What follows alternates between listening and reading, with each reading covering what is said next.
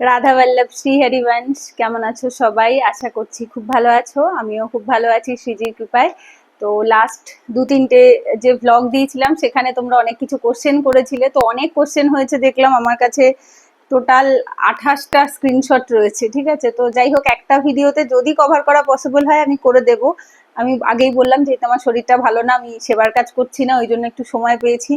তো ভাবলাম ঠিক আছে, সময় পেয়েছি যখন, তোমাদের যে কটা কোশ্চেন আছে যেগুলো আমি অ্যান্সার দিতে পারি আর যেগুলো আমি দিতে পারবো না আমি বলে দেবো যে তোমরা অমুক জায়গা থেকে জেনে নাও বা দেখে নাও, কারণ ওটা আমার বলার রাইট নেই। ঠিক আছে, যে কটা আমার মধ্যে আছে, যেটুকু আমি বলতে পারি সেটুকু আমি বলে দিচ্ছি। আচ্ছা, স্টার্ট করছি। আমার কাছে যেরকম পরপর স্ক্রিনশট গুলো এসছে ওভাবে করে আমি বলছি। পিয়ালি সরকার জিজ্ঞেস করেছিল, দিদি আমি 3 বছর ধরে প্রায় সারাদিনের অনেকটা সময় প্রেমানন্দজির ভিডিও দেখি। নাম জপ 1 বছর ধরে করি আর 6 মাস নিরামিষ ধরেছি, কিন্তু মাঝে মাঝে নাম জপ করা বন্ধ হয়ে যায়। আর তুমি যতটা জানো আমি তার অর্ধেকও জানি না, কিন্তু ভিডিও দেখে জানলাম যে তুমিও 3 বছর ধরে এর ভেতরে আছো। আমার মনে হচ্ছে আমি এগোচ্ছি না ঠিকভাবে, আমার মন খারাপ হচ্ছে, আমাকে একটু গাইড করো। আমার সবকিছু ধীরে ধীরে হচ্ছে, তুমি দিদি এত কিছু বুঝেছো কার মাধ্যমে, আমাকে বলো, আমারও হেল্প হয়ে যায়। আচ্ছা, যাই হোক শ্রী হরিবংশ, তোমাকেও প্রথমেই বলি, সেটা হচ্ছে বুঝেছি, আমিও কিছুই জানি না। প্রথমত দেখো, সত্যি কথা বলতে কি, আমরা যেটুকু জানি আমরা ভাবি হয়তো আমরা জানি, বাট অ্যাকচুয়ালি আমরা কিছুই জানি না। কিছুই না, আমি না, তুমি না, আমরা যারা সাধক সাধিকারা রয়েছে আমরা কিছুই জানি না। কারণ হচ্ছে ভগবান হচ্ছে জ্ঞান সমুদ্র, ভগবানকে জানা এত সহজ নয়। আমরা একমাত্র কৃপাতেই জানতে পারি। মানে শাস্ত্র পড়ে, বই পড়ে আমাদের জানা হচ্ছে সেই সিঁড়ি ভেঙে ভেঙে ওপর 500 তলায় ওঠার মতো, আর কৃপাতে জানা হচ্ছে লিফটে করে একদম ওপরে চলে যাওয়ার মতো। তো যার জন্য আমাদের জানা খুবই সীমিত। আমি যেটুকু জানি সেটাও খুবই সীমিত। হ্যাঁ, এটা ঠিক যে কৃপা যেমন আসে তেমন তার সাথে সাথে আমাদের প্রচেষ্টা থাকাটাও খুব ইম্পর্টেন্ট, যে আমরা কতটা ভগবত প্রাপ্তির জন্য, ভগবত সাক্ষাৎকারের জন্য আমরা কতটা অন্তর থেকে ব্যাকুল। ঠিক আছে, আমাদের কতটা তরপ আছে। যেরকম মাছকে জল থেকে তুলে নিলেই মাছ যেরকম দম নিতে পারে না, কষ্ট হয়, ঠিক সেরকম আমরাও কি ভগবানকে ছাড়া এতটাই কষ্টে আছি? আমাদের জীবনে কি ভগবান ছাড়া আর কেউ প্রায়োরিটি পায় না? মানে সবার সেবা করলেও আমরা সেটা কর্তব্য জ্ঞানে করি, ভগবত ভাব থেকে করি, কিন্তু অন্তর থেকে আমরা শুধুমাত্রই তার সাথে মিলনে, তাকে দেখার জন্য, তাকে পাওয়ার জন্য এতটাই কি ব্যাকুল কিনা, এটা ভীষণভাবে ম্যাটার করে।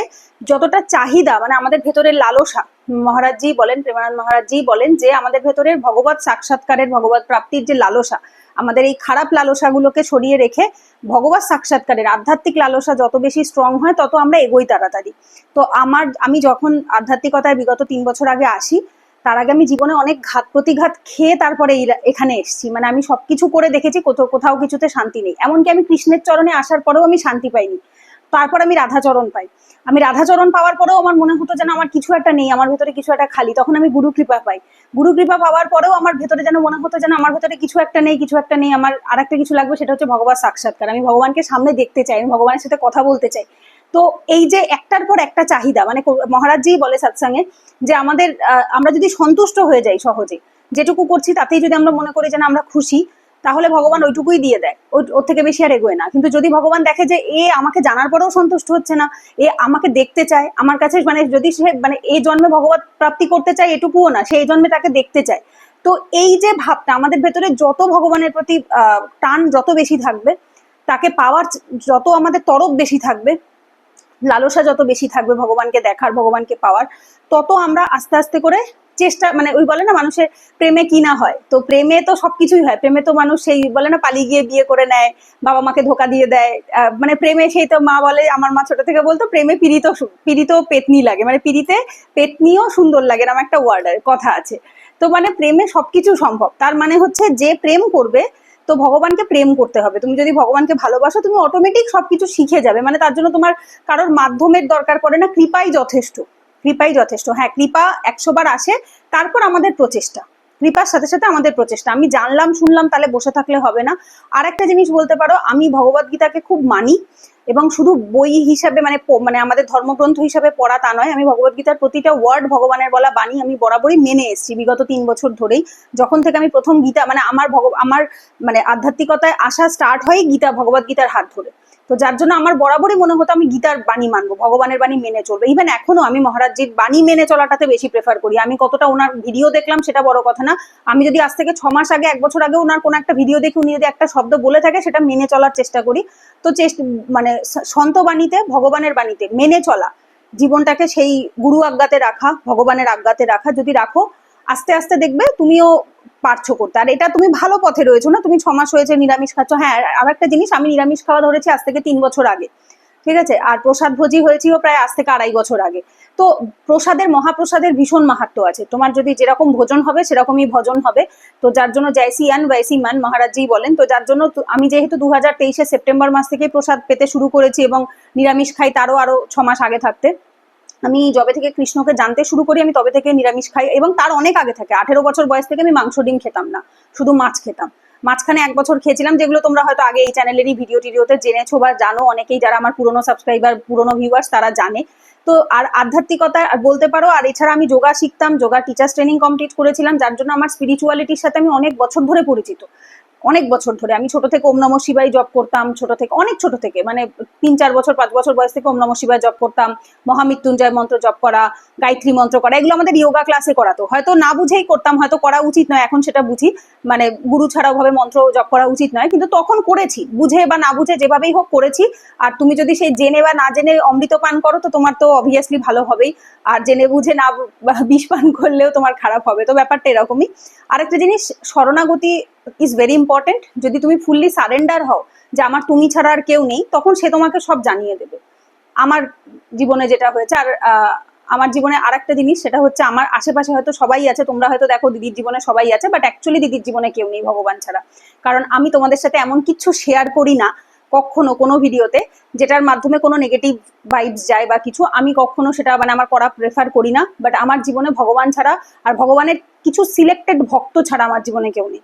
হ্যাঁ, মানুষ থাকতে পারে, হয়তো দেখে মনে হবে অনেকেই আছে, but actually they are not here. মানে আমার এখানে কেউ নেই, অন্তরে অন্তরে শুধু ভগবান আছে। এবং তার জন্য বলতে পারো জীবনের কিছু অবভিয়াসলি তো বহু ঘটনা, ঘাত প্রতিঘাত, ওই যে মহারাজজি বলে না যে যখন আমরা মহারাজের ভিডিওতে আমি শুনেছি অনেকবার যে আমরা তখন বুঝতে পারি যে জীবনে অ্যাকচুয়ালি ভগবান ছাড়া আর কেউ নেই, তো তখন আমরা খুঁজতে বেরোই যে তাহলে আসল আপনটা কি।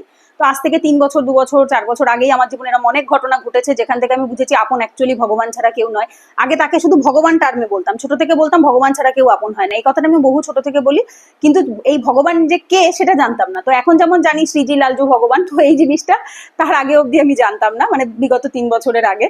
আর এখন সত্যি বলতে এখন আমি মহাপ্রভুর, হরিবংশ মহাপ্রভুর শরণাগত, আর গুরুদেবের শরণাগত। তো গুরু কৃপা 24 ঘন্টায় যতটা পারো সবসময় রাধা নাম জপ যতটা না করো, বা হচ্ছে শ্রী হরিবংশ জপ যতটা না করো, তার থেকে বেশি যদি এই দুটো শব্দ বলো, জীবন খুব সুন্দর চলে। যেমন হচ্ছে শ্রী হরিবংশ চরণ শরণম আর গুরু কৃপা হি কেবলম, এই দুটো বারবার বললে গুরুদেবের কৃপাও পাবে, তার সাথে হচ্ছে হরিবংশ মহাপ্রভুর শরণাগতও হবে।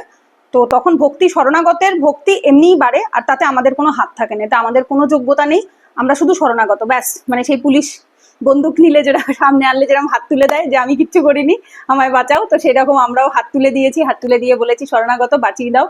আমাদের মধ্যে অনেক খারাপ জিনিস আছে, আমাদের জ্ঞানের অভাব প্রচুর, কিন্তু আমরা তোমার শরণাগত, আমরা তোমাকে ভালোবাসি, তোমার চরণে ঠাঁই চাই, ব্যাস এইটুকুই যথেষ্ট। ঠিক আছে, তো এই কয়েকটা জিনিস যদি থাকে তাহলে ভেতর থেকে অটোমেটিক আস্তে আস্তে ভক্তি বাড়বে। তুমি একটা কোশ্চেন করেছো দিদি, তুমি আর একটা কি লিখেছো, আমার সবকিছু ধীরে ধীরে হচ্ছে, হতেই পারে, স্লো বাট স্টেডি, এটা কোনো বড় কোনো অপরাধের মধ্যে পড়ে না। তুমি ভক্তি করছো এটাই অনেক, আজকালকার দিনে ম্যাক্সিমাম মানুষই করছে না, সেখানে তুমি নিরামিষ খাচ্ছ, নাম জপ করছো, মহারাজজির সৎসঙ্গ শুনছো, এর থেকে ভালো আর কি হতে পারে। ঠিক আছে, আরেকটা জিনিস, শর্টস না দেখে, আমি এটা ম্যাক্সিমাম অডিয়েন্সেরই আমি দেখেছি, মহারাজজি শর্টস দেখাতে তারা বেশি সময় দেয়। শর্টস দেখো না, শর্টসে ছোট ছোট ক্লিপ থাকে, ওগুলোতে না কোনো প্রপার নলেজ পাওয়া যায় না। সৎসঙ্গ শোনো, প্রপার সৎসঙ্গ, শ্রীহিত রাধাকৃপা চ্যানেল থেকে যেটা প্রপার এভরিডে সৎসঙ্গ আসে, একান্তিক আসে প্রত্যেকদিন, তো দুটো করে মানে ভিডিও রোজ আসে, একটা সৎসঙ্গ একটা একান্তিক, এই দুটো ডেলি দেখো। মানে ওই 30 মিনিট 40 মিনিট 50 মিনিটের এক একটা হয়, মানে একটা ধরে 1 ঘন্টা 1 ঘন্টা 2 ঘন্টা টাইম সৎসঙ্গের জন্য রাখো, 2 ঘন্টা নাম জপের বা 1 ঘন্টা নাম জপের জন্য রাখো। এইভাবে করে নির্দিষ্ট করে নিয়ে একটা প্রপার রুটিন সেট করে নিয়ে তারপর এগোলে আমার মনে হয় তুমি ভালো রেজাল্ট পাবে। ঠিক আছে, তো এভাবে করে এগো। আর নাম জপ আর একটা জিনিস, শুধু দেখলে হবে না, মানতে হবে। ওই জিনিস যেগুলো তুমি শুনছো কানে সেগুলো মেনে চলো, ব্যাস, তাহলেই হবে। আচ্ছা, সুখেন্দু বলে যে দিদি মেসেজ করেছিলেন, কমেন্ট করেছিলেন আগের দিনের ভিডিওতে, সখী আমি তোমাকে রিকোয়েস্ট করেছিলাম কিভাবে আচমন করো বলবে, কিভাবে ভোগ লাগাও একটু জানাবে। আমি অন্য সম্প্রদায়ের কথা কিছু বলছি না, তুমি রাধাবল্লভ সম্প্রদায়ের প্রচার করছো সেই জন্য জিজ্ঞেস করেছিলাম গো, রাধে রাধে। না, আমি প্রচার ঠিক করছি ওরকম নয়, আমার লাইফস্টাইল যেমন, দেখো আজ থেকে আমি 6 বছর আগে থাকতে ইউটিউবে রয়েছি। আমি 6 বছর আগে যে লাইফস্টাইলে ছিলাম সেই সময়ে, মানে আমার 2020 সালের ইউটিউব চ্যানেল থেকে যা লোকে দেখে এসছে, মানে তখন আমি তাই, 2022 সালে এই চ্যানেলটা ওপেন করা, তখন আমার যেরকম লাইফস্টাইল ছিল তখনও লোকে তাই দেখতো, এখন আমার যেমন লাইফস্টাইল লোকে তাই দেখে। আমি প্রচার, পার্টিকুলার ওয়ার্ড প্রচার আমি করি না। আমার জীবন যেমন, লোকে সেই রিলেটেড কোশ্চেন করে। আমি আগেও কিউএনএ ভিডিও বানাতাম, বাট আগে লোকে আধ্যাত্মিক প্রশ্ন করতো না, আগে লোকে আমার যেরকম ভিডিও দেখতো লোকে সেই রিলেটেড কোশ্চেন করতো। এখন আমি স্পিরিচুয়াল লাইফস্টাইল আমার দেখে, ভগবানের সেবা করি, নাম জপ করি, এগুলো লোকে দেখতে পায়, সেই জন্য লোকে এই রিলেটেড কোশ্চেন করে, সেই জন্য। আদারওয়াইজ প্রচার আমি করি না, আমার এত যোগ্যতা হয়নি এখনো প্রিচিং করার মতো। আর একটা জিনিস তুমি জিজ্ঞেস করেছো আচমন, আচমনটা কার আচমনের কথা বলছো, মানে মানুষের না ভগবানের? দুরকম আচমন হয়। এক হচ্ছে আমরা নিজেরা যেটা করি, আচমন পাত্র কিনতে পাওয়া যায়, যে কোনো ইস্কন মন্দির বা আশেপাশে রাধা গোবিন্দের যে মন্দির থাকে সেখানে আচমন পাত্র, একটা বাটি হয় আর একটা ছোট চামচ হয়। তো ওটাতে করে আমরা দেখাবার আমাদের অনুমতি নেই, আমি তোমাকে জাস্ট মুখে বলে দিচ্ছি। তুমি আচমন পাত্র দোকানে গিয়ে যে কোনো কাঁসা পিতলের বাসনের দোকানে পেয়ে যাবে আচমন পাত্র। তামার হলে খুব ভালো হয়, যদি তামার না থাকে তাহলে স্টিলেরও নিতে পারো। নিয়ে ওর ভেতর জল কেউ যমুনার জল নেয়, কেউ গঙ্গা জল নেয়, কেউ এমনি জল নেয়, কোনো ব্যাপার না। নিয়ে ওর ভেতর যাদের সম্প্রদায় তুলসী পাতা দেওয়ার নিয়ম থাকে তারা দেয়, আমাদের সম্প্রদায় নেই, আমরা নর্মাল ফুল জলও দেই, কখন এমনি জলও দেই। দিয়ে ওই চামচটায় করে যে জলটা নিচ্ছ সেটা নিয়ে ডান হাতে দিয়ে, মানে বা হাত থেকে ডান হাতে দিয়ে বারবার করে, কেউ কেউ মন্ত্র বলে, ওং বিষ্ণু ওং বিষ্ণু ওং বিষ্ণু এভাবে করেও বলে। আবার কেউ কেউ সিম্পল আমাদের যে নাম জপের যে মন্ত্র, রাধাবল্লভ শ্রী হরিবান, সেটাও 3বার করে আচমন মন্ত্র নাম জপ করেও বলতে পারে, কারণ মন্ত্র আমাদের সম্প্রদায় বলে না, প্লাস মন্ত্র বলার আজ্ঞাও থাকে না, মন্ত্র বলার জন্য গুরু আজ্ঞার দরকার হয়। যার জন্য সিম্পল নামের আশ্রয় নাও, নামের সাহারা নাও। নিয়ে আমিও সবসময় যা করি, আমি যেখানে যেটুকু যে পদগুলো এখনো জানি না সেখানে আমি নাম জপ করি, সেখানে আমি আমাদের যে মহামন্ত্রের যে কীর্তনটা রয়েছে ওটাই করি, জয় জয় রাধা বল্লভ শ্রী হরিবান শ্রী বৃন্দাবন শ্রীবঞ্চন, তো সেটা বলি, বা রাধা রাধা বলি বলে, বা শ্রী হরিবংশ চরণ শরণম সেটা বলি বলে, আমি 3বার আচমন করে নিলাম, করে নিজে শুদ্ধ, এবং হাতটা তারপর প্রক্ষালন, মানে হাত ধুয়ে ফেলতে হয়। এবার যেহেতু তুমি ঠোঁটে টাচ হলো, এবার ওখানে জল দিলে, দিয়ে হাতটা 2 হাতটা ভালো করে ধুয়ে ফেললে, এটা তোমার নিজের আচমন করা হলো। আর শ্রীজিকে ভোগ লাগাবার পর, শ্রীজি লালজুর ভোগ পাওয়ার পরে তাদেরকেও আচমন করাতে হয়। এইবার সেটা এক একজন এক এক রকমের ভাব থেকে করে। পার্টিকুলার রাধাবল্লভ সম্প্রদায় কিভাবে করে আমি সত্যিই জানি না, কারণ আমি নিজেই এই সম্প্রদায় নতুন এসেছি। আমি কাউকে কখনো কোনো সখীকে করতেও দেখিনি ইউটিউবে ভিডিওতে, কারণ এগুলো দেখানো বারণ, দ্যাটস ওয়াই দেখতেও পাইনি। সিম্পলি শ্রীজির মুখ ধোয়াতে হয়, শ্রীজি ভোগ পাওয়ার পর শ্রীজির হাত মুখ পরিষ্কার করাতে হয়।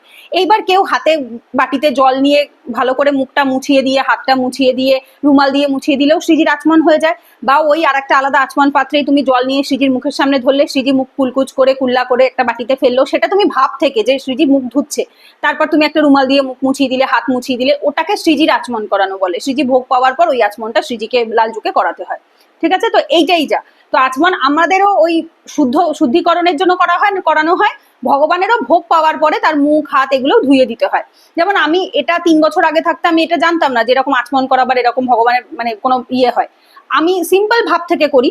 যেমন আমার ছেলে মেয়ে যদি ভাত খায়, রুটি খায়, আমি কি করবো? আমি কি থরি এঠো মুখে শুয়ে দেবো? না, আমি কি করবো? মুখে জল দেওয়াবো, মুখ মোছাবো।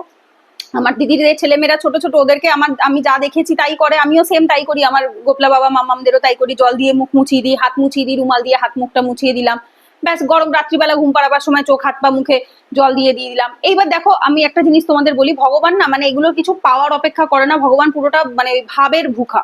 আর আমরা ভাব দিয়েই উপাসনা করি, ভাব দিয়ে সেবা করি, আর কিছু নয়। যেমন আমি তোমাকে একটা ছোট এক্সাম্পল বলি, বৃন্দাবনে ইত্রে মানে আতর, যেটা আতরের খুব ইয়ে আছে, মানে খুব চল আছে আমাদের রাধাবল্লভ উপাসনাতে বা অন্যান্য উপাসনাতে।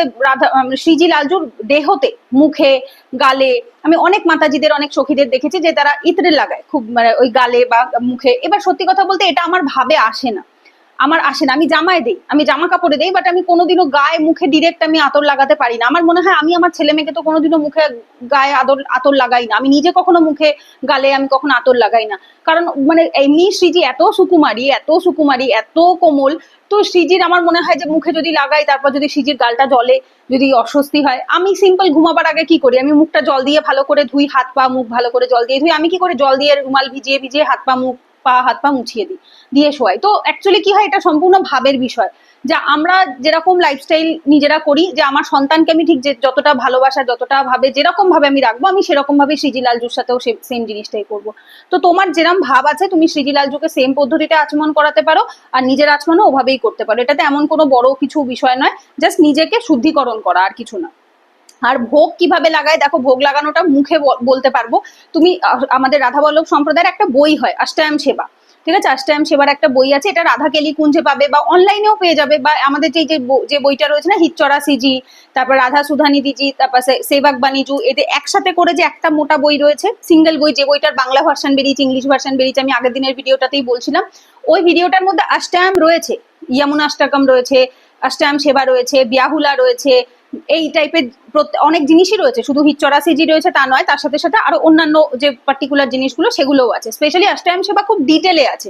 ওই বইটা তুমি কিনে নাও বাংলা ভার্সানে, শ্রীহিত রাধা কেলিকুঞ্জ অ্যাপস থেকে অনলাইন অর্ডার করে ওটা বাংলা ভার্সনেরটাই কিনে নাও, তাহলে ওর ভেতর তুমি অষ্টায়াম সেবা পেয়ে যাবে। অষ্টায়াম সেবার যখন যখন যা সেবা থাকে সেই অনুসারে পদগুলো, গায়নগুলো বদলে যায়। সকালবেলার বালভোগের সময় একরকম গান হয়, বাংলার সময় আর এক রকম হয়ে থাকে, তারপরে দুপুরবেলা রাজভোগে আর এক রকম হয়, শৃঙ্গার ভোগে আর এক রকম হয়, বিকেলের উত্থাপনে আর এক রকম হয়, সন্ধ্যেবেলার ভোগে একরকম হয়, শয়নের একরকম হয়। তো যখন যে ভোগটা লাগছে তার সাথে সাথে পদ গায়নগুলো আলাদা আলাদা হয়ে যাচ্ছে। প্লাস কখন কি খেতে দেবে সেটারও একটা ব্যাপার থাকে। সকালবেলা যে খাবারটা দেবে নিশ্চয়ই রাতে সেটা দেবে না, বা দুপুরে সেটা দেবে না, টাইম টু টাইম খাবার বদলায়। এইবার এটা কি হয় দেখো, রাধাবল্লভ সম্প্রদায় actually north India based, right, আমাদের বৃন্দাবন বেসড, তো পশ্চিমবঙ্গে আমরা দেখি না। তো যার ফলে কি হয়েছে, ওদের ওখানে যে ভোগগুলো লাগে সেই ভোগগুলো হয়তো বাঙালি খাবার নয়। তো এইবার আমরা প্রত্যেকদিন ওই টাইপের খাবার তো ডেফিনেটলি আমরা নিজেরা বাড়িতে বানাই না, বা নিজেরাও সেগুলো খেয়ে অভ্যস্ত নই।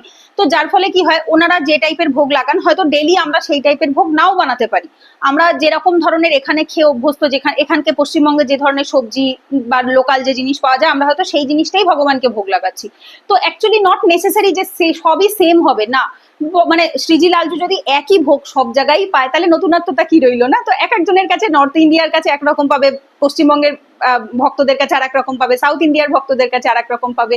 তো একটা রিজনাল ফুডের একটা ব্যালেন্স থাকাটা খুব দরকার। তো যার জন্য তোমার যেরকম ভাব লাগছে, তুমি যেরকম রোজের যেরকম রান্না করতে পারছো, প্লাস ঋতু অনুসারে, গরমকালের একরকম ভোগ হয়, গরমকালে ঝিঙার ঝোল, লাউয়ের তরকারি, যেগুলো পাতলা সবজি হয়, যেগুলোতে গরম লাগবে না সৃজি লালজুর, একটু শরবত বানিয়ে দেওয়া, লস্যি বানিয়ে দেওয়া, যেগুলোতে শরীর ঠান্ডা থাকে, এই টাইপের জিনিস। বাড়িতে হোমমেড আইসক্রিম যদি বানিয়ে দিতে পারো খুব ভালো হয়, মানে যে টাইপের ঠান্ডা জিনিস, হালকা জিনিস, যেটা গরমকালে দেওয়া যায়। আবার শীতকালের ভোগটা আবার অন্যরকম হয়ে যায়।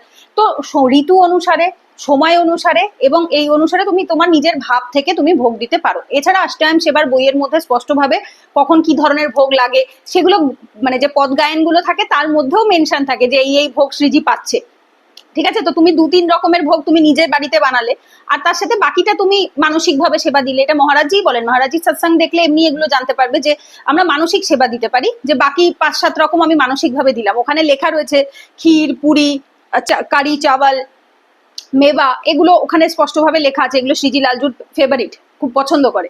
এইবার আমি রোজ দিন তো ক্ষীরপুরি, লুচি, পায়ে, সেগুলো তো রোজ দিন আমাদের বানানো সম্ভব হয় না। কারি চাওয়াল, যেমন পশ্চিমবঙ্গের লোকজন কারি চাওয়াল কি তাই জানে না, কারি কোনোদিনও খাবার হয় আমরা জানতামই না। আমি দিল্লিতে গিয়ে প্রথমবার একবার কারি খাই, তাও আমি পছন্দ করি না। আমি ভাবি এটা কি রে, এটা বেসনের গোলা। তো আমার এরকম ফিল হয়েছিল, কারণ আজ থেকে 5-6 বছর আগে আমি একবার 2020-21 সালে খেয়েছিলাম। তো এইটাই আর কি, আমাদের এখানকার ফুড হ্যাবিট আর ওখানকার ফুড হ্যাবিটটা তো মেলে না, না, তো একটু ডিফারেন্ট হয়। তো তুমি সৃজি লালজুর পছন্দ মতো ভোগগুলো স্পেশাল দিনে বানালে, বা হয়তো কখনো কখনো তোমার অন্তর থেকে ভাব আসলো, সৃজি লালজুই তোমাকে সেই ভাবটা দিল, তুমি সেদিনকে সেটা বানালে। এছাড়া নর্মাল যে ভাত তরকারি ডাল আমরা যেগুলো নর্মালি ঘরোয়া খাই বাঙালি বাড়িতে, সেই টাইপের খাবারই সৃজি লালজুকে ভোগ লাগালে।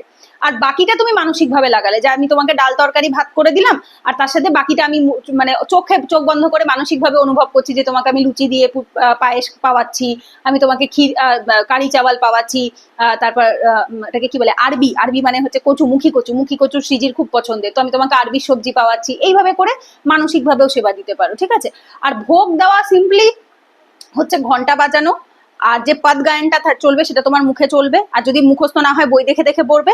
আর তার সাথে সৃজি লালজুকে মানে ভাত মেখে, যেটা দিয়ে তুমি রান্না করেছো সেটা দিয়ে ঠিক যেভাবে তোমার বাচ্চাকে তুমি খাইয়ে দাও অ্যাজ ইট ইজ, ঠিক আছে, এক গাল করে খাইয়ে দিতে হয়। আর খাইয়ে যে প্রসাদটা হয় সেটা একটা অন্য থালায় বা অন্য পাত্রে সাইডে রাখতে হয়, যে ওটা প্রসাদই হয়ে গেল, ভগবানকে তুমি মুখে দিয়ে খাইয়ে দিচ্ছ, আবার আর এক গাল নিচ্ছ, নিয়ে খাইয়ে দিচ্ছ। ওই সেম পদ্ধতিতে তুমি বারবার করে তাকে পুরো ভাতটা খাইয়ে দেবে। আমাদের রাধাবল্লভ সম্প্রদায়ের কোনো পর্দা দেওয়ার সিস্টেম নেই, আমাদের রাধাবল্লভ সম্প্রদায়ের ওই ভোগ দিয়ে চলে আসার কোনো ব্যাপার নেই। সামনে বসে থেকে তোমাকে এক গাল করে মেখে মেখে শ্রীজি লালজুকে পাইয়ে দিতে হবে। তুমি প্রিয়াঙ্কা সখীর যে চ্যানেলটা রয়েছে, প্রিয়াঙ্কা পণ্ডিত অফিসিয়াল, ওই চ্যানেলটাতে প্রিয়াঙ্কা সখী বৃন্দাবনে থাকেন, উনি প্রত্যেকদিন ওনার যে ডেলি ব্লগ গুলো হয় সেগুলো দেয়, আমি ওখান থেকেই জেনেছি, আমিও না হলে কোথা থেকে জানতাম। তুমি ওনার চ্যানেলের ভিডিও দেখো, তাহলে তোমার একটা আইডিয়া হবে তো কিভাবে কি দেয় না দেয় ওনার, মানে তুমি যদি রেগুলার দেখো তাহলে তোমার একটা বুদ্ধি দিয়ে কাজ করলেও, এমনি না দেখালেও তুমি বুঝে যাবে যে ও আচ্ছা এই ব্যাপার। ঠিক আছে, তো আমি আগে দেখতাম ওনার ভাতটা মাখা থাকতো, উনি যে প্রসাদটা দেখাতেন দেখতাম মাখা থাকতো, আমি ভাবতাম মাখা কেন। তো পরে আস্তে আস্তে আমি বুঝলাম যে ওনার অ্যাকচুয়ালি পরে মহারাজজির সৎসঙ্গেও শুনেছি যে ভোগ দিয়ে পর্দা দিয়ে চলে আসা না, সামনে বসবে, বসে যে সেবা করছে এমন না যে 10-5 জন লোককে দেখিয়ে, না, যে সেবা করছে সে একাই থাকবে। যদি বেশি লোক থাকে পর্দা দিয়ে দাও, তুমি পর্দার ভেতরে থাকো। যদি দেখো বাড়িতে অনেক লোক রয়েছে বাকিরা দেখবে, তাহলে কিন্তু নয়। পর্দা দিয়ে যে একা সেবা করছে সে ভেতরে থাকবে, দিয়ে শ্রীজি লালজুকে ভাত মেখে মেখে এক গাল করে তাদেরকে পাওয়াবে, পাইয়ে প্রসাদটা অন্য একটা থালায় রাখবে। এইভাবে করে পুরো প্রসাদটা যখন পাওয়া হয়ে যাবে তখন তাদের হাত মুখ প্রক্ষালন করবে, মানে মুছিয়ে দেবে, আচমান করে দেবে, মুখ কুলকুচ করিয়ে দেবে, জল পাইয়ে দেবে, তারপর দুপুরবেলা হলে পান পাওয়াবে, রাতে হলে দুধ পাওয়াবে। এগুলো সব অষ্টায়ম সেবায় লেখা আছে, এগুলো আমার বলার দরকার নেই, এগুলো তুমি অষ্টায়ম সেবার বই কিনে নিলে পড়লে পরেই তুমি নিজেই বুঝতে পারবে। আর এটা তো এখন বাংলা ভার্সানেই পাওয়া যাচ্ছে, অসুবিধা হওয়ার কথা নয়। ঠিক আছে, তো ওইভাবে করে সে ওটা পাবে। এইবার এইটা গেল হচ্ছে রাধাবল্লভ সম্প্রদায়ের ভোগ, শ্রীজি লালজুকে ভোগ পাওয়ানোর। আর ভোগ দিয়ে মুখ মোছানো হয়ে গেলে তারপর আরতি হয়। তারপর, হ্যাঁ, আমিও এটা আগে জানতাম না, আমি আগে ভোগ থালা দিয়ে আমি আরতি করতাম, বাট এটা আমি যখন থেকে রাধাবল্লভী হয়েছি আমি তখন থেকে আস্তে আস্তে আমি এগুলো পড়ে পড়ে জানতে পেরেছি যে যখন মুখ ধোয়ানো হয়ে যায়, ভোগের প্রসাদ সরিয়ে ফেলা হয়, তখন জায়গা মুছে সেখানে আরতির জিনিস এনে আরতি করে তারপর শয়ন দেওয়ানো হয়, সেটা দুপুরে হোক বা রাতে হোক। ঠিক আছে, তো এইটুকুই যা। আর একটা জিনিস সেটা হচ্ছে, এইবার আমায় যদি জিজ্ঞাসা করো, আমি এখনো পুরো সেইভাবে করে করি না, মানে ওই পুরো প্রসাদটা মেখে পাইয়ে আমি এখনো করি না। কারণটা হচ্ছে, এক সমস্যা হচ্ছে আমাদের বাড়িতে যে সেবাটা হয় সেটা কখনো আমি করি, কখনো আমার হাজবেন্ড করে। এবার যার জন্য সে যেহেতু পুরোপুরি রাধাবল্লভী বা হরিবংশী নয়, তো যার ফলে কি হয়েছে, আর আমার মন্দিরে তোমরা দেখেছো ইস্কনের গুরু পরম্পরাও রয়েছে, আমাদের রাধাবল্লভীর গুরু পরম্পরাও সবাই রয়েছেন। তো যার ফলে কি হয়েছে, সমস্যাটা হয়ে যায় কি, যে আমার একার ইচ্ছে মতো বা আমার একার সম্প্রদায়ের নিয়ম মতো আমি সবসময় সেবা করতে পারি না। আমরা দুজনে ভাগে যোগে সেবা করি। যেমন আমি এখন মাসিক ধর্মে রয়েছে, আমার হাজবেন্ডই 3 দিন 4 দিন ধরে সেবা করবেন, তো যার জন্য উনি তখন ওনার মতো করে সেবা করে, আর আমি শ্রীজি লালজুকে মানসিকভাবে সেবা দিয়ে দিই। আর যেহেতু আমাদের বাড়িতে মানে গোপাল সোনারা রয়েছে, তো ওদেরকে আমরা বাচ্চা রূপে দেখি, সন্তান রূপে দেখি। আর সন্তানের সেবায় বা ভগবানের যে কোনো বিগ্রহের সেবাই তুমি যদি ভাব থেকে সেবা করো, সে তুমি যে সম্প্রদায়ের নিয়ম অনুসারেই করো না কেন, ভগবান সেটা অ্যাকসেপ্ট করবেন। কারণ আমরা ভগবান মানে ভোগের ভুকি নয়, ভগবান ভাবের ভুকি। ভগবান ভাব গ্রহণ করে যে আমাকে ভালোবেসে করছে কিনা, এটাই আসল। তো তুমি যেভাবে পারছো সেভাবেই ভোগ লাগাও। আর অষ্টায়ম সেবার বইটা কিনে নাও, কিনে ওখান থেকে প্রত্যেকদিন পড়ো, পড়তে পড়তে আস্তে আস্তে 5-7 দিন পড়লে তুমি মানে প্রসেসটা বুঝে যাবে। ঠিক আছে, তো ওই পদ্ধতিতেই করতে পারো। আচ্ছা, এরপর প্রিয়া পালের প্রশ্নে আসছি আমি। রাধে রাধে, রাধাবল্লভ শ্রীহরিবংশ। সখী, আগে কি শুধু রাধা নাম জপ করা স্টার্ট করা ঠিক হবে, নাকি এর সাথে সাথে হিত 84, রাধা সুধানিধি এই বুকগুলো পড়বো, রাধাবল্লভ শ্রীহরিবংশ নাম জপ করব? দেখো, প্রথমত হচ্ছে রাধা নাম জপ করতে সবাই আগেই শুরু করে। রাধা নাম জপের ফল হচ্ছে এগুলো পড়ার সুযোগ পাওয়া। ঠিক আছে, যখন কেউ 5-6 মাস রেগুলার ধরো প্রত্যেকদিন 10,000, 15,000, 20,000, 30,000 করে নাম জপ করছে, রাধা নাম জপ করছে, তখন শ্রীজি কৃপা করে আমাদেরকে রাধাবল্লভ সম্প্রদায়ের সাথে যুক্ত করার, মানে শ্রীজির কাছে নিজেই সখী হওয়ার সুযোগ দেয়। এবং তখন আমরা যে হিত 84 জি, রাধা সুধানিধি জি, তারপর সেবক বাণীজু, এদেরকে জানার সুযোগ পাই। তো এবার তুমি যদি জেনে যাও যে তুমি রাধাবল্লভী হবে, তুমি মহারাজজিকে তোমার গুরু হিসেবে মেনে থাকো, বা আমার গুরুদেব ভগবান তোমাদের বড়ে মহারাজজিকে যদি গুরু হিসেবে মেনে থাকো, যাকেই মানো না কেন, বা হচ্ছে গোস্বামী মহারাজকেও যদি মেনে থাকো, যাকেই মানো, যদি মনে হয় যে তুমি ওখানেই যুক্ত হবে, তখন তো তোমাকে প্রথম দিন থেকে ডে 1 থেকে সব করতে হবে। যদি তুমি ডিসাইড করে থাকো যে আমি ওখান থেকেই দীক্ষা নেব, আগামী 1.5 বছর 2 বছরের মধ্যে আমার টার্গেট যেন আমার দীক্ষা হয়ে যায়, এটা যদি তোমার অন্তর থেকে সেই টার্গেটটা থাকে, তাহলে তোমাকে আমি বলবো তুমি সবই করো। হ্যাঁ, এই কথাটা ঠিক যে রাধা সুধানিধি যে একটু টাফ, সংস্কৃতে, পিওর সংস্কৃতে লেখা, যেহেতু আমাদের জন্য একটু ডিফিকাল্ট হয়।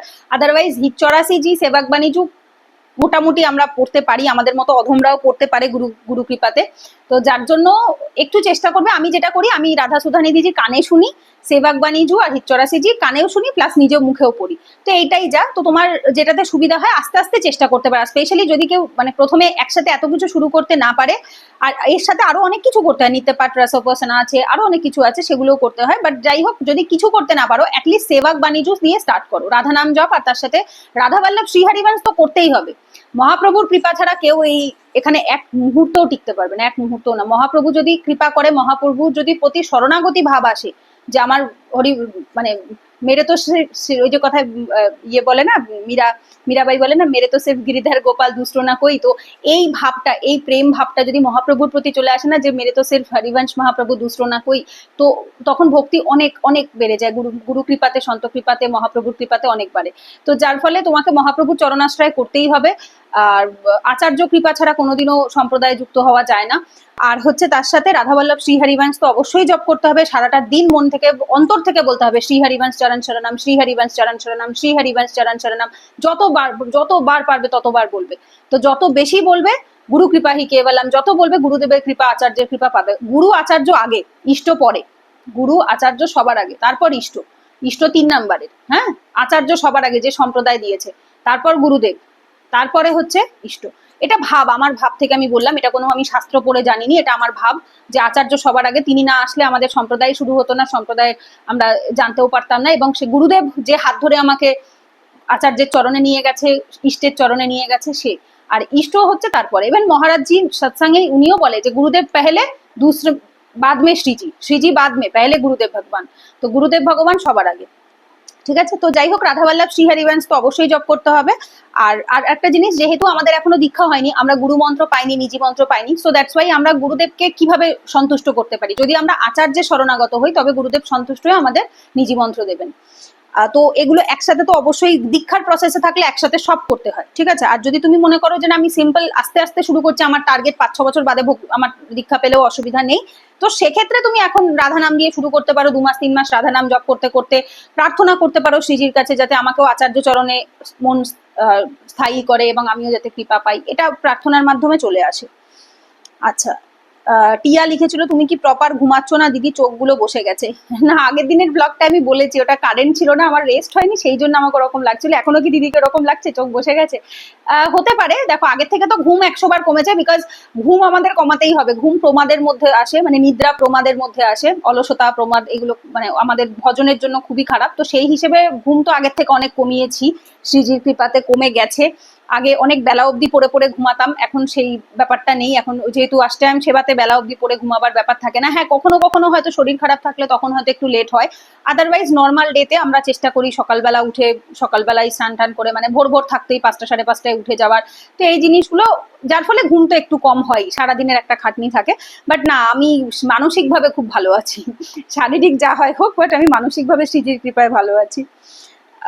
রূপা তালুকদার, তুমি কি প্রেগনেন্ট? খারাপ পেও না। না না, আমি প্রেগনেন্ট নই। আমি যদি প্রেগনেন্ট হই, আমি নিশ্চয়ই আনন্দের সাথে জানাবো, ভগবানের ভক্তই আসবে। তো না, আমি প্রেগনেন্ট নই। আর একটা জিনিস, প্রেগনেন্সির আগে যারা মনে করছো যে প্রেগনেন্ট, বিষয়টা আমি একটু ছোট আলোচনা করে দিই। সেটা হচ্ছে, যারা ভক্তির সাথে যুক্ত আছো, চেষ্টা করো আগে দীক্ষা পাওয়ার। গুরু দীক্ষা পেলে তারপরে যদি সন্তান হয়, বা ভক্তিতে আরো স্ট্রং হলে, স্বামী স্ত্রী দুজনেই যারা ভক্ত আছো, শুধু তাদের কথা বলছি, বাকিদের কথা আমি বলছি না, যারা ভক্তিতে যুক্ত আছো, হয়তো নতুন এসছো, হয়তো বিয়ে হয়েছে 1-2 বছর হয়েছে, চেষ্টা করো আরো বেশি বছর ভক্তি করে নেওয়ার, আরো 2-3টে বছর আর একটু স্ট্রং ভক্ত হওয়া, স্ট্রং ভক্ত, যে তোমার ভক্তি সেই জোর থাকবে যেখানে তুমি ভগবানের কাছ থেকে এটা চাইতে পারবে যে ভগবান আমাকে তোমার একজন শুদ্ধ ভক্তকে পাঠাও, সে যেন সন্ত হতে পারে, তোমার অপার ভক্তি তার হৃদয়ে থাকে, এইটা চাওয়া। তো একজন আমার being a devotee wife, being a devotee mother, আমার এটাই মনে হয় যেন, মানে যেহেতু আমি গোপালকে ছোট থেকে আমি মানে আমার সন্তান রূপেই ভালোবেসে এসেছি, আমি অন্তর থেকে চাই যেন, আমি সবসময় বলি যে তুমি যদি আমার সন্তান হয়ে আসো, আমি বড় প্রাপ্ত হব আমি, এটা আমি অন্তর থেকে চাই। বাট হ্যাঁ, যাই হোক, সেটা না হলেও অন্তত তোমার নিজি জন, তোমার নিজ বৈষ্ণবরা, সন্তরা ভগবানের অত্যন্ত কাছের পার্ষদ হয়, যেন সেরকম কেউ আসে, যেন জন্ম কর্ম বন্ধন থেকে মুক্ত হয়ে শুধু তোমার নামের প্রচারের জন্য, তোমার সেবার জন্য সে যেন আসে, সেরকম কেউ যেন আসে, এটা সবসময় অন্তর থেকে আমি প্রার্থনা করি। তো যার জন্য অত তাড়াহুড়া নেই জীবনে। মানে তাড়াহুড়া যখন ভগবত প্রাপ্তিতেই আমরা দেখাতে পাচ্ছি না, তো তখন এই ছোটখাটো বিষয়ে তাড়াহুড়া দেখানোটা উচিত নয়। তো যখন শ্রীজির মনে হবে সঠিক সময় হয়েছে, বাবা মা হওয়াটা অত্যন্ত বড় একটা দায়িত্বের কাজ, তো যার জন্য যখন শ্রীজির মনে হবে সঠিক সময়, কারণ কথাতেই বলে জয়ী জয়ী প্যারো করে সই মোয়ে ভাবে, ভাবে মোয়ে জয়ী সই সই করে প্যারে। তো যার জন্য শ্রীজি যেরমটা চাইবে সেরকমটা হবে, যখন চাইবে তখন হবে, আমাদের কোনো তাড়া নেই, আমাদের কোনো প্ল্যানিংও নেই। রূপালী শীল, উপাংশু নাম জপ কি করে করব একটু ভালো করে বলবে দিদি প্লিজ, রাধে রাধে। উপাংশু হচ্ছে 3 রকমের নাম জপ হয়। প্রথম হয় বাচিক, যেমন আমি তোমাদের সাথে মুখে কথা বলছি এইভাবে আমি বলবো রাধা রাধা রাধা রাধা রাধা রাধা, দ্যাট ইজ হচ্ছে বাচিক, মানে আমি মুখে করছি, বচন দিয়ে করছি। উপাংশু হচ্ছে ঠোঁট বন্ধ থাকবে, শুধু জিভটা, জিভের মাথাটা টাগড়ার সাথে গিয়ে লাগবে, টাগড়ার সাথে গিয়ে টাচ লাগবে, আর ভেতর থেকে রাধা নাম হবে, ভেতর থেকে কোনো সাউন্ড বেরোবে না। এই যে বুঝতেও পারছো না, ঠোঁট বন্ধ রয়েছে, বাট আমি বলছি, আমি ভেতরে বলছি, এই যে রাধা বেরোচ্ছে কিন্তু, হ্যাঁ জিভের সাথে গিয়ে টাগড়াটা লাগছে, আর ভেতর থেকে উচ্চারণ হচ্ছে রাধা রাধা।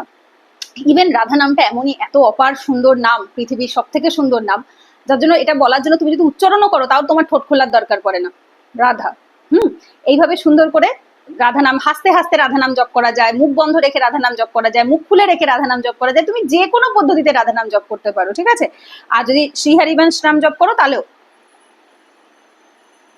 আমি করলাম 3 বার 4 বার করলাম, বাট তোমরা বুঝতে পারলে না, ওটা ঠোঁটটা ভাঁজ করে, ঠোঁটের মানে মাথার দিকটা ভাঁজ করে টাগড়ার সাথে টাচ লাগে, এবং লেগে রাধা রাধা বা শ্রীহরিবংশ সেটা বেরোয়, ঠিক আছে।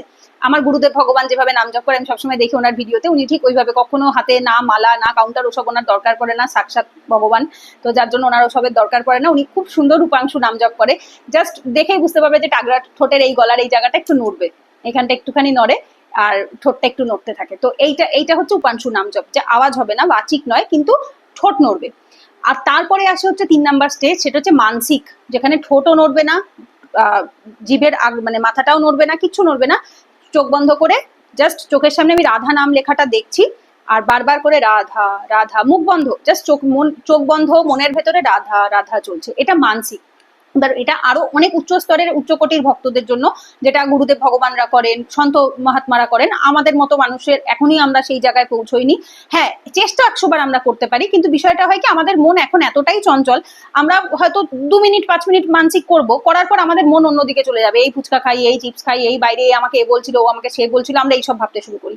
তো যার জন্য আমাদের একটু সময় দিতে হয়। হ্যাঁ, আমাকে যদি জিজ্ঞেস করো, আমি এই মুহূর্তে বাচিক আর উপাংশু করি, আমি এই মুহূর্তে বাচিক করি আর উপাংশু করি, যখন লোকজন বেশি থাকে বাইরে থাকি উপাংশু করি, ঘরে যখন কেউ থাকে না আমি একা থাকি আমি বাচিক করি, বা ভগবানের সামনে বসে যখন করি আমি বাচিক করি, কারণ শ্রীজির নাম শোনাতে আমার খুব ভালো লাগে, লাল যুগের শ্রীজির নাম শোনাতে আমার খুব ভালো লাগে, ওই জন্য আমি বাচিক করি।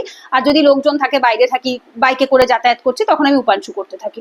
আর মানসিক চেষ্টা করি করার, কখনো কখনো হয়তো একটু কিছুক্ষণের জন্য করলাম, বাট আমি বেশিক্ষণ চেষ্টা করি না, কারণ আমি সেই যোগ্যতাতেই যাইনি, তো যার জন্য আমি চেষ্টা করি না, ঠিক আছে। উপাংশু জাস্ট টাগড়ার মাথায় জিভের, মানে টাগড়াতে জিভের মাথাটা লাগিয়ে রাধা নাম উচ্চারণ করা বা হরিবংশ নাম উচ্চারণ করা।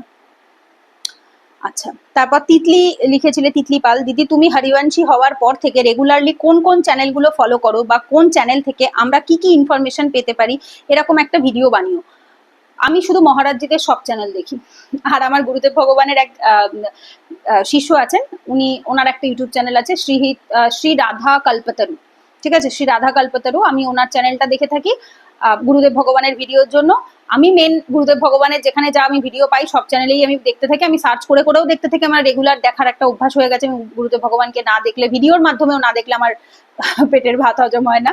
আর মহারাজজির সৎসঙ্গ শ্রীহিত রাধাকৃপা থেকে, ভজন মার্গ থেকে একান্তিক, আর বৃন্দাবন রাস মহিমার থেকে কীর্তন, প্রত্যেক দিনের দর্শন যেগুলো হয় ওখানে, রাধা মোহনজুর দর্শন হয়, রাধা পিয়েজুর দর্শন হয়, সেগুলো, তো এইগুলোই দেখি। আর এছাড়া প্রিয়াঙ্কা মাতাজির, প্রিয়াঙ্কা সখীর যে চ্যানেলটা রয়েছে, প্রিয়াঙ্কা পণ্ডিত অফিসিয়াল, ওখান থেকে আমি বৃন্দাবনের ব্লগ দেখি, বৃন্দাবন মার্গ চ্যানেল থেকেও টুকটাক বৃন্দাবনের ব্লগ দেখি, ব্রজকুঞ্জ সেবা, যে ওখানে যে সখী রয়েছে উনিও সুন্দর ভিডিও দেয়, ওনার সখীর ভিডিও মাঝে মধ্যে দেখি, সনাতনী সখী আছে ওনার ভিডিও দেখি, তারপরে কৃষ্ণপ্রিয়া দাসী বলে একজন সখী আছেন, উনি বোধহয় আসামে থাকেন, ওনার ভিডিও টুকটাক দেখি। তো উনি এখন খুব কম ভিডিও দেয়, আগে দিত অনেক, তো যার জন্য মানে যারা রাধাবল্লভী উপাসনার ভিডিও দেয় আমি সবারটাই মোটামুটি চেষ্টা করি দেখার। বাট হ্যাঁ, রেগুলার বেসিসে যদি বলো যে একটা সাবস্ক্রিপশনের যে লিস্ট থাকে না, ওখানে আমার সবার আগে বোধহয় আমার নিজের চ্যানেলটা থাকে, বা না, ভজন মার্গ থাকে। শ্রীহিত রাধাকৃপা 1 নম্বরে আছে, ভজন মার্গ 2 নম্বরে আছে, প্রিয়াঙ্কা পণ্ডিত অফিসিয়াল ওই চ্যানেলটা আমার বোধহয় 3 নম্বরে রয়েছে। এরকম ভাবে ওই প্রথম 5-6টা চ্যানেলের মধ্যেই এগুলোই রয়েছে। আমি মেন হচ্ছে আমি মহারাজজির সৎসঙ্গ একান্তিক রেগুলার দেখার মধ্যে বলতে গেলে সৎসঙ্গ দেখি, একান্তিক দেখি, আর হচ্ছে তার সাথে টুকটাক শর্টস যেগুলো আসে ভজন মার্গ চ্যানেলে, শর্টস গুলো টুকটাক দেখলাম। আর হচ্ছে তার সাথে বৃন্দাবনের ব্লগ আমি রেগুলার দেখি, প্রচন্ড ভালো লাগে আমার বৃন্দাবনের ব্লগ দেখতে। বৃন্দাবন পরিক্রমা, বার্সানা পরিক্রমা, গোবর্ধন পরিক্রমা, যে যা ভিডিও দেয় যখন যেটুকু আমি পাই আমার চোখের সামনে আমি সেগুলো দেখি, আমার ভালো লাগে। আর হচ্ছে মানসিক পরিক্রমা দেওয়া যায় দেখে, তো এইটুকুই যায়, এগুলোই দেখে থাকি। এছাড়া ইনফরমেশন বলতে পারো ওগুলোর থেকে যে খুব আহামরি কিছু ইনফরমেশন পাওয়া যায় সেরকম নয়। আর একটা প্রিয়াকুঞ্জ বলে একটা চ্যানেল আছে, খুব সুন্দর দর্শন হয়, খুব সুন্দর ইনফরমেশন দেয়। প্রিয়াকুঞ্জ যে চ্যানেলটা রয়েছে, অক্ষয় তৃতীয়ায় কি ভোগ দেওয়া যায়, অক্ষয় তৃতীয়া কিভাবে পালন করবে, এই আজকেই দেখলাম ভিডিও দুটো, তো ওই রিলেটেড ভিডিও আসে। হেতুৎসব কবে পালন করব, কিভাবে পালন করবো, এই রিলেটেড প্রিয়াকুঞ্জ চ্যানেলে ভিডিও আসে। তো মোটামুটি তুমি ইউটিউবে সার্চ করবে রাধাবল্লভী ব্লগ দিয়ে বা রাধাবল্লভ শ্রীহরিবংশ উপাসনা ব্লগ দিয়ে, মোটামুটি তুমি অনেক চ্যানেলই পাবে, ঠিক আছে? তো এগুলোর থেকে দেখতে পারো। আর সেরকম মানে দেখার দরকার, সত্যি কথা বলতে যারা অষ্টায়ম সেবা করে দেখার সময় পায় না। মানে রাত্রিবেলা শুয়ে, আমি সৎসঙ্গের জন্য আমার আলাদা সময় থাকে, কারণ ওটা আমার শুয়ে দেখার বিষয় না, ওটা আমার থেকে নোট বানাতে হবে, ওটা আমি আলাদা আমার দিনচর্যার মধ্যেই রাখি সৎসঙ্গের সময়। আদারওয়াইজ টুকটাক যে ব্লগ দেখলাম, বৃন্দাবনের ব্লগ বা শ্রীজি লালজুর সেবার ব্লগ, অনেকেরই তো দেখি ভালো লাগে দেখতে, সেটা আমি রাতে শুয়ে 0.5 ঘন্টা কি 1 ঘন্টা আমি দেখলাম। যে রাতে ধরো আমার সব সেবা কমপ্লিট হয়ে গেছে, 10টার সময় আমি বিছানায় এসে বসলাম, ঘুম আসতে 11টা বাজবে, তো ওই 1 ঘন্টা আমি ওটা দেখে নেবো, ব্যাস এইটুকুই যায়, এছাড়া আর সেরকম ভাবে আমি দেখি না। আচ্ছা, ইন্ডিয়ান ব্লগার পিয়ালি, উনি লিখেছেন রাধাবল্লভ শ্রীহরিবংশ সখিজু, সত্যি তোমার ভক্তি অনেক বেশি, আমার দ্বারা অনেক ভুল হতেই থাকে, গুরুদেব ভগবানজির কথা মতো ঠিকঠাক চলতেই পারছি না আমি। লর্ডস অফ লাভ সখিজু, রাধে রাধে, জয় শ্রীকৃষ্ণ। হ্যাঁ, তোমাকেও শ্রীহরিবংশ, রাধে রাধে। দেখো, ভুল তো আমাদের মানুষ মাত্র সবার হয়, আমারও হয়, তোমারও হয়, বাকি সবার হয়, আমরা যারা সাধক সাধিকা রয়েছে। কিন্তু মহারাজজি বলে যে তুমি হুচট খেয়ে পড়ে যাবে, বাট আবার উঠবে, মানে এমন না যে পড়ে গিয়ে কি তুমি শুয়েই থাকো, যে না আমি পড়ে গেছি তো আমি পড়েই থাকবো, না এরকম নয়, আমরা পড়ে যাই, আমরা আবার উঠি, রাইট? তো সেই রকমই আমাদেরও ভক্তিতে প্রত্যেক দিনই দিনচর্যাতে ভুলচুক তো আমাদের সকলের হয়। সেই জন্যই তো আমরা প্রত্যেক দিন যখন আমরা ঘুমাতে যাই তখন ভগবানের কাছে ক্ষমা চাই, রাইট? বা যখনই, মানে নট নেসেসারি যে আমরা শোয়ার সময় ক্ষমা চাইবো, সারা দিনের মধ্যে সবসময় যখনই সেবা করতে যাচ্ছি মানে শ্রীজি লালজুকে বলা, ভগবানকে বলা যে আমাকে যদি আমার সেবায় ভুল থাকে ক্ষমা করে দাও, আমি আমার তরফ থেকে যতটা পারছি চেষ্টা করছি, বাট আমি পারছি না। হ্যাঁ, এইটা হচ্ছে সাধারণ ভক্তের জন্য। যদি শরণাগত ভক্ত হয়, সে তখন হাত তুলে দিয়ে বলবে আমি যদি ভুল করে থাকি সে দায় তোমার, আমি যদি ভুল করে থাকি সে দায় তোমার, কারণ আমি তো তোমাকে হাত তুলে অনেক আগেই বলে দিয়েছি আমি তোমার, তো আমার খারাপটা তুমি এখনো ঠিক করোনি কেন, সেটা তোমার দায়।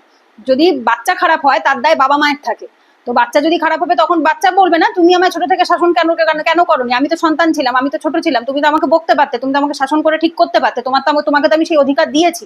তো বাবা যখন সন্তান হাত তুলে দিয়ে অধিকার দিয়ে দেয় বাবা মাকে, যে না তুমি আমায় মারো, পেটো, যা করো, যা দুঃখ দাও, আনন্দ দাও, যা দাও, বাট আমাকে তুমি যেমন পারো তোমার মনের মতো গড়ে পিঠে নাও। এরপর যদি আমি শরণাগত, আমি মুখ দিয়ে বাচিক শরণাগত হওয়ার পরেও, মহারাজজি বলে বাচিক শরণাগতি প্রথম স্টেজ আমাদের মতো সাধারণ ভক্তদের জন্য, বাচিক শরণাগতি, যে আমরা যদি মুখ দিয়েও বলে দিই যে শ্রীজি আমি তোমার, আমি ভুল হই, খারাপ হই, আমি কামি হই, পাপি হই, লোভী হই, আমি যেমনই হই, কিন্তু আমি শ্রীজি তোমার, তো আমি যদি খারাপ কিছু করি এ দায় তোমার হবে। তো আমার সেই একটা গানও আছে এই রিলেটেড, আমি একটা গান শুনেছিলাম, এখন নামটা আমার মনে পড়ছে না, কি বেশ জানো, যে পাকারলো হাত বানবারি, কি বেশ যেন একটা গান ছিল, যে মানে যদি আমি খারাপ কিছু করি তাহলে তোমার লাজ যায়গি, কথাটা এরকম ছিল, যে আমি খারাপ হয়ে গেলে তোমার লাজ চলে যাবে, মানে হ্যাঁ, কারণ আমি শরণাগত, আমি তোমার চরণে চলে এসেছি, এবার আমি যদি খারাপ কিছু করি লোকে বলবে এই দেখ কৃষ্ণ ভক্ত খারাপ কাজ করেছে, দেখ রাধা দাসী খারাপ কাজ করেছে, তার মানে লজ্জাটা কার হবে, আমার, কারণ আমি তো তোমার, তা আমি খারাপ করলে তোমার মান যাবে, যেমন সন্তান খারাপ হলে বাবা মার মান যায়, রাইট?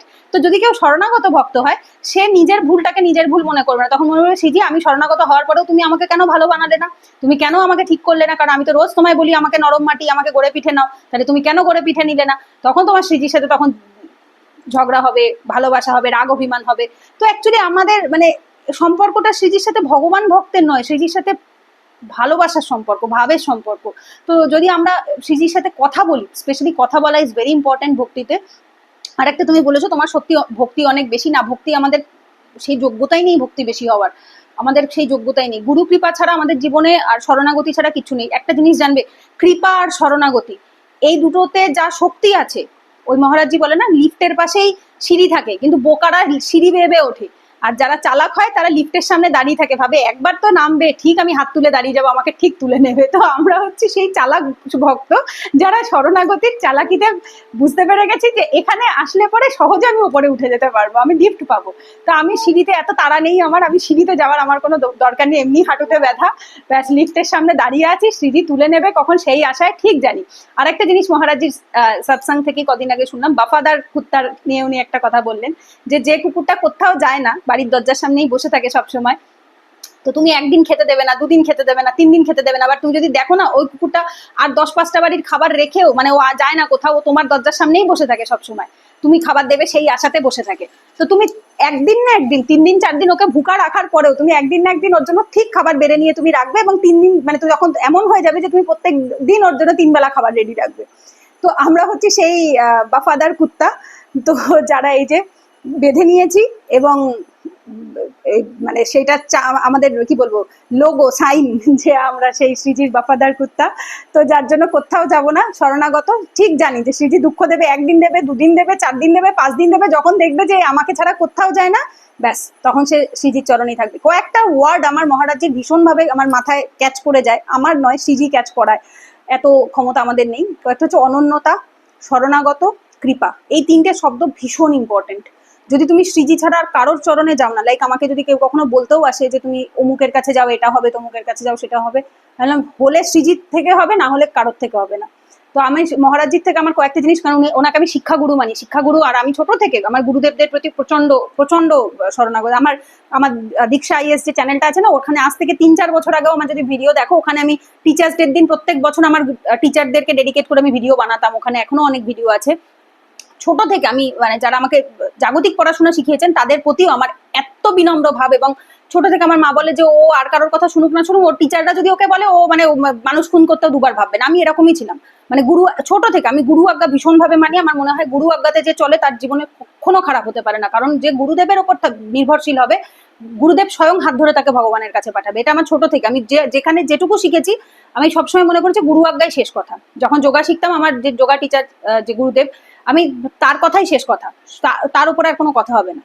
তো এখনো এখনো আমার মহারাজজির আমি প্রতিটা শব্দ শুধু আমি ওই কানে শোনার মতো করে শুনি না, আমার মনে হয় যে ওইটাই আমায় মানতে হবে, ওইটাই। মানে মহারাজজি যেদিনকে একটা সৎসঙ্গে আমি শুনেছিলাম যে আমাদের উপাসনায় অন্য কোনো দেবদেবী থাকবে না, অন্য কোনো ইয়ে থাকবে না, আমি ঠিক তার পরদিনই আমাদের মন্দিরের দুটো ভাগ করে দিই। বাদিকটা আমি আমাদের রাধাবল্লভ সম্প্রদায়ের করে দিই, ডান দিকটা আমার হাজবেন্ডকে আমি ইস্কনের ওর যে ছবি রয়েছে ওগুলো আমি ওপাশে করে দিই। আমি বলি দেখ ওদিকটা তোর, এদিকটা আমার, কারণ আমি অন্তর থেকে, যেহেতু আমি হরিবংশী, অন্তর থেকে আমি যেহেতু রাধাবল্লভী, আমার দীক্ষা হোক বা না হোক, সেহেতু আমি আমার গুরু আজ্ঞা ভাঙতে পারবো না। আমার যে কার্তিক ঠাকুরের যে বিগ্রহ ছিল, একজন জিজ্ঞাসা করছিল যে তোমার কার্তিক ঠাকুর কোথায়, তাকে আমি মন্দিরে আমাদের যেখানে মা কালী, মা মনসা, শিব ঠাকুর রয়েছে, আমি সেখানে তাকে দিয়ে আসি।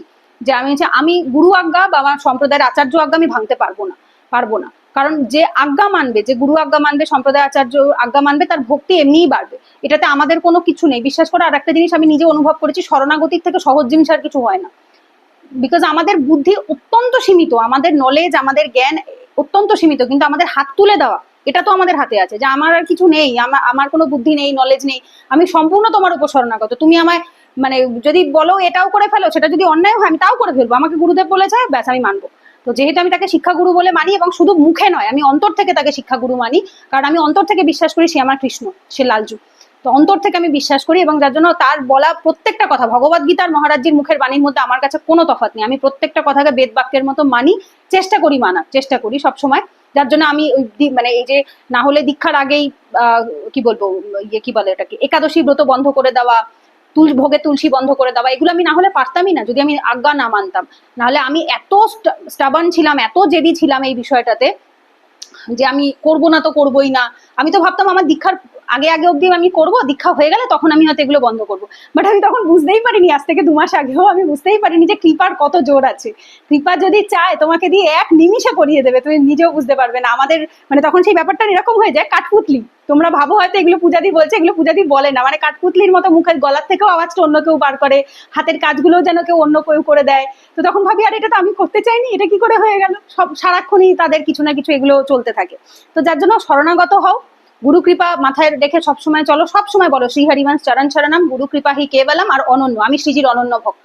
মুখ দিয়েই বলো, মুখ দিয়ে বলাটাই ভীষণ কাজ করে, বিশ্বাস করো। আমাদের এত সেই মানে ভক্তির জোরই হয়নি যে আমরা এখন এটা বলতে পারি যে হ্যাঁ আমি তো অন্তর থেকে অনন্য, না, আমরা মুখ দিয়েই বলছি, এটাই যথেষ্ট যে আমি শ্রীজির অনন্য, আমি শ্রীজি ছাড়া আর কারোর কাছে যাবো না। আমাকে যদি এখন কেউ বলে যে অমুক, সেদিনকে একজন বলছিল যে অমুক বাড়িতে অমুক মা বসে, যেতে পারো, টাকা পয়সার সমস্যা মিটে যায়, চাকরি, সরকারি চাকরি হয় শুনেছি, এই হয় ওই হয়। আমি বলছি কোনো প্রয়োজন নেই, কোনো প্রয়োজন নেই। আমি যদি চাই এই মুহূর্তেই হতে পারে, এই মুহূর্তেই হতে পারে, শ্রীজি যদি চাই এই মুহূর্তেই হতে পারে, কিন্তু আমার শ্রীজি ছাড়া আমি আর কোথাও যাবো না, কোথাও না। প্রথমত তো আমার চাই না, দ্বিতীয়ত যদি আমার প্রয়োজনও হয় সেটা শ্রীজি বুঝবে, সেটা শ্রীজি বুঝবে। না হলে হিট 84 জিতে আমরা প্রত্যেক দিন পড়ছি, জয়ী জয়ী প্যারো করে সই মই ভাবে। তুমি আমার যেভাবে চাইবে তুমি সেভাবে রাখো, তুমি যেভাবে ভালোবাসতে চাইবে সেভাবে রাখো, আমি সেইভাবেই থাকবো। যদি সেভাবে থাকতে না পারি তাহলে নিজেকে ভক্ত বলার যোগ্যতা নেই, দাসী বলার যোগ্যতা নেই। তো যার জন্য এই জিনিসটা একটু মানে যদি মানো, অনন্যতা, কৃপা, আর হচ্ছে নিষ্ঠা, আর হচ্ছে আর কি বলো ওটাকে, শরণাগত, এই 4-5টা শব্দ মহারাজজির আমি ভীষণভাবে ক্যাপচার করি, করে ওইটা মানার চেষ্টা করি, আর ব্যাস এইটাই যা।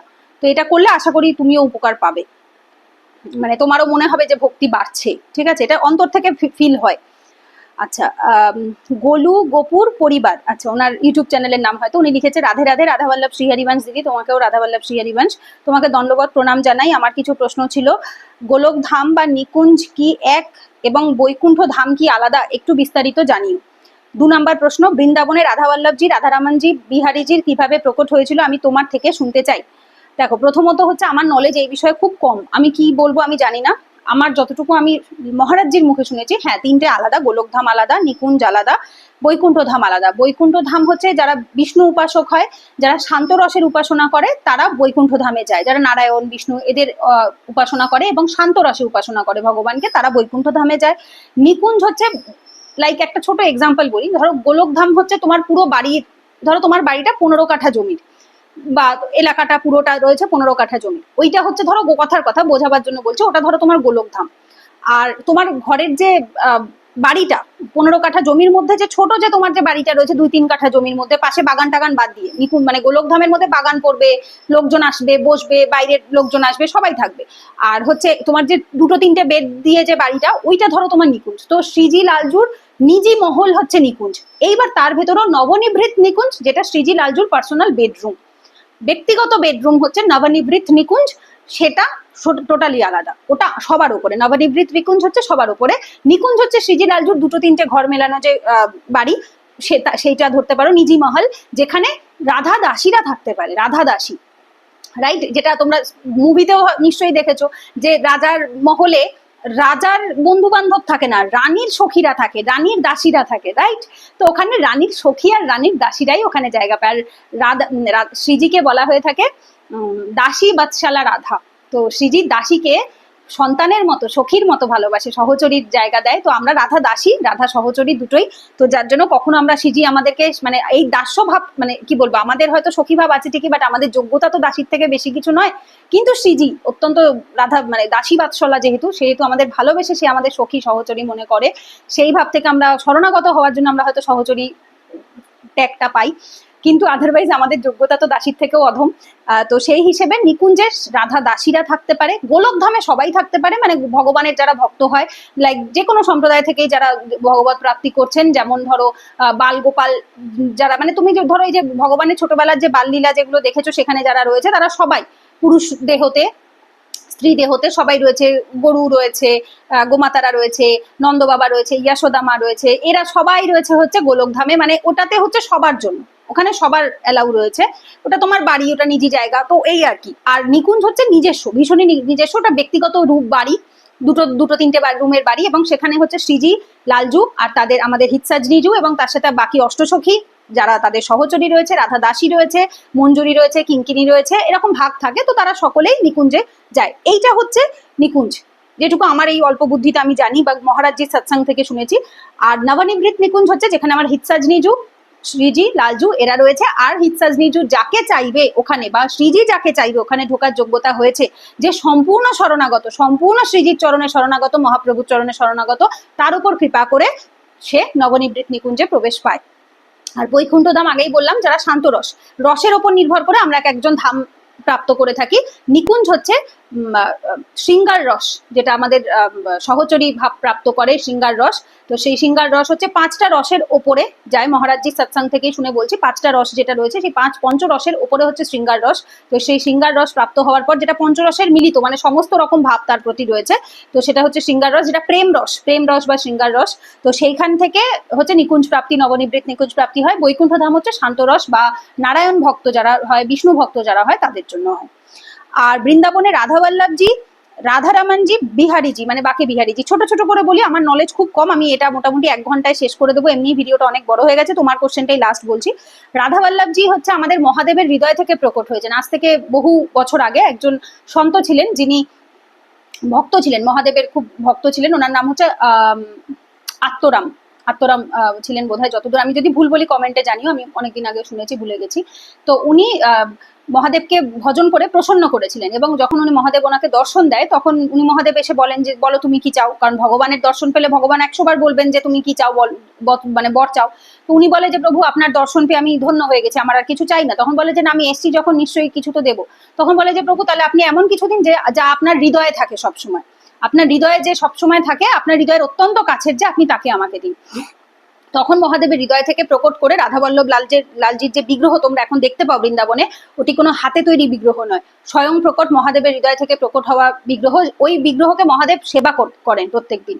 তো সেই বিগ্রহকে উনি আত্মরাম প্রভুর হাতে দেন, এবং সেই সন্ত ভগবানের যখন মনে হয় পরে বংশ পরম্পরায় কেউ আসেন, তো সেই বংশেরই কেউ একজন, তারই আমার নামটা এক্সাক্ট খেয়াল নেই, তারই সাথে তার 2 মেয়ে কন্যা সন্তান ছিল, এবং তার সাথে হরিবংশ মহাপ্রভুর বিবাহ হন, এবং রাধাবল্লভ লালজিকে দহেজে দেওয়া হয়, যার জন্য অনেক সময় বৃন্দাবনে শুনে থাকবে রাধাবল্লভ লালকে দহেজের ঠাকুর বলে, মানে যেহেতু ওটা দহেজ মানে হচ্ছে এটাকে আমরা ইংলিশে ডাউরি বলি, ঠিক আছে। তো ওই হিসেবে দেওয়া হয়েছিল, 2 মেয়ের সাথে বিয়ে দিয়েছিল, এবং তার বিনিময়ে হচ্ছে রাধাবল্লভ লালজিকে দিয়েছিলেন সেবাতে।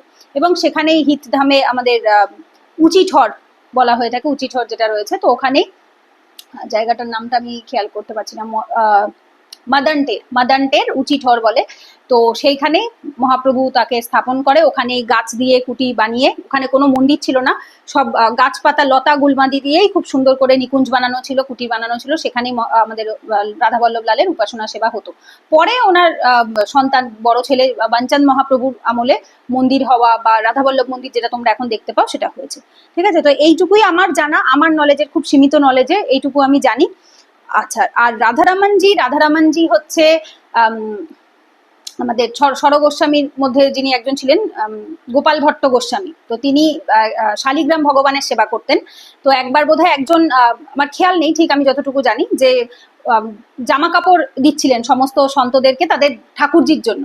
তো একজন আসেন, যিনি এসে সবাইকে হাতে বানানো পোশাক দিচ্ছিলেন। তো তখন গোপাল ভট্ট গোস্বামী মহারাজকেও দেন যে আপনার ঠাকুরজিকে পড়াবেন। তো তখন উনি বলে যে আমি কি করে পড়াবো, আমার তো গোল গোল ঠাকুর, মানে শালিগ্রাম ভগবান। তো তখন তার খুব হৃদয়ে খুব দুঃখ লাগে, এবং তখন তিনি অন্তর থেকে ভাবে যে দেখো, প্রথমত হচ্ছে ওনারা হচ্ছে স্বর গোস্বামী হচ্ছেন শ্রীজির মঞ্জুরি, তো সুতরাং ওনারা অলরেডি সিদ্ধ, তো ওনাদের সাথে তো আমাদের তুলনা নয় যে আমরা চাইলেই শ্রীজি চলে আসবে, বদলে যাবে।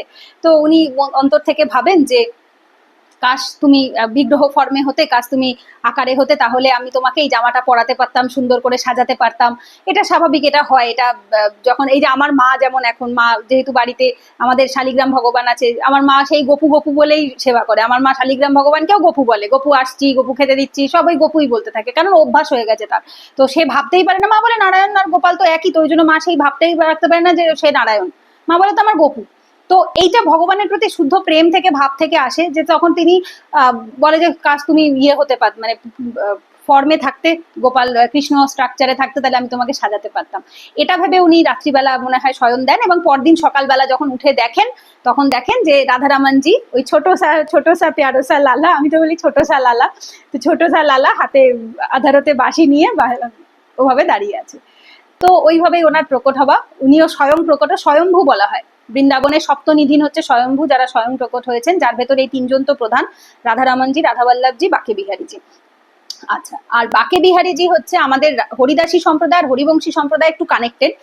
অ্যাকচুয়ালি তোমরা হয়তো আমার এই চ্যানেলে শর্টসেও দেখেছো, আমি মহারাজজির সৎসঙ্গের থেকে একটা শর্টস কাট করে দিয়েছিলাম, যে একবার যখন নিকুঞ্জে নবনিবৃত নিকুঞ্জে রাস হচ্ছিল, সেইখানে ললিতা সখীর দেখে মনে হয়েছিল যে এই যে আমাদের নিকুঞ্জের উপাসনা, নিকুঞ্জের যে রাস, এই প্রেম রসটা তো মানে মানুষের ভুলকের ভক্তরা জানেই না, তো তারা কি করে প্রাপ্ত হতে পারে।